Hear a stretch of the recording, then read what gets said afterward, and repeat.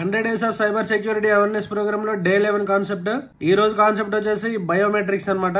Biometrics authentication లో ఎందుకు వాడాలి అనే దానికి ఈ రోజు నేను ఒక మంచి ఎగ్జాంపుల్ చెప్తా.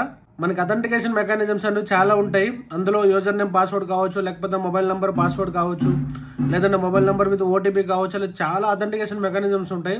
రీసెంట్ డేస్ లో చూసినట్టయితే ఇమేజ్ బేస్డ్ కావచ్చు, ఇలా చాలా అథెంటికేషన్ మెకానిజమ్స్ వచ్చాయి. కాకపోతే వీటన్నిటిలో ఒక ఫ్లా ఏంటి అంటే దీస్ ఆర్ ఆల్ ఎక్స్టర్నల్ అనమాట. ఓకే, మనతో మన ఫ్రెండే ఒక పర్సన్ కానీ హ్యాకర్ అయినట్టయితే మనతో తను ట్రావెల్ చేస్తే విత్ ఇన్ ఎ మంత్ ఇవన్నీ కూడా వాడికి లీక్ అయిపోతాయి. ఓకే, కానీ బయోమెట్రిక్స్ అనేవి ఏంటంటే ఇన్బిల్ట్ అనమాట. మన బయోమెట్రిక్స్ ఏవైతే ఉంటాయో ఐరిస్ కావచ్చు, లేకపోతే ఫేషియల్ రికగ్నైజేషన్ కావచ్చు, లేకపోతే ఫింగర్ ప్రింట్స్ కావచ్చు, ఇవన్నీ ఏంటంటే ఇవి ఇన్బిల్ట్ అనమాట, మనలో ఉంటాయి ఇవి. కాబట్టి మన అథెంటికేషన్ మెకానిజమ్స్ లో కానీ బయోమెట్రిక్స్ కానీ వాడామనుకోండి, మనం ఉంటేనే ఆ అథెంటికేషన్ జరుగుతుంది. మన ప్రెజెన్స్ లేకపోతే అథెంటికేషన్ అనేది జరగదు. ఇప్పటి నుంచి మీరు యూజ్ చేస్తున్న ఏ అప్లికేషన్స్ అయితే బయోమెట్రిక్ సపోర్ట్ చేస్తాయో మాక్సిమం మీ అథెంటికేషన్ ని బయోమెట్రిక్ ట్రాన్స్ఫర్ చేసేసండి. అలా చేసుకున్నట్టయితే మీ డేటా అనేది 100% సేఫ్ అండ్ సెక్యూర్ అనమాట. Okay, thank you.